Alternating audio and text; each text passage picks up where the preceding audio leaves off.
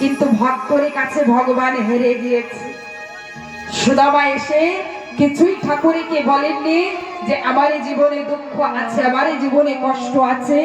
সুদামা তিনি দেখা করেছেন, আবার চলে গিয়েছেন, কিন্তু এদিকে ভক্তর অধীনে ভগবানে বাধা আছে।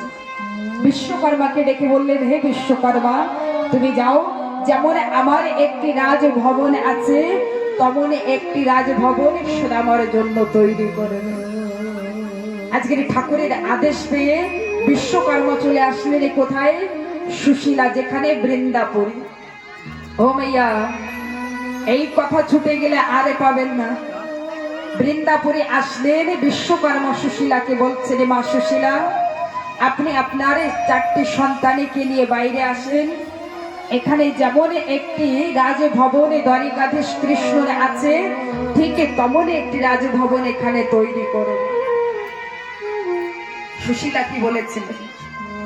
এখান থেকেও কিছু পাওয়ার আছে।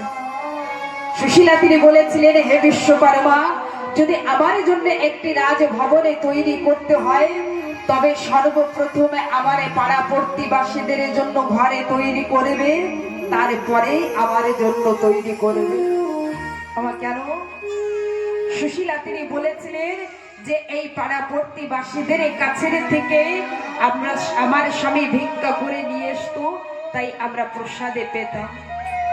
আজকের যদি আমি ধনী হয়ে যাই, আমার যদি রাজভবন হয়, আমার পাড়া প্রতিবাসী, আমার গ্রামবাসী যদি দরিদ্রতা থাকে, তা আমি এই রাজভবনের ভিতরে সুখী থাকবো না।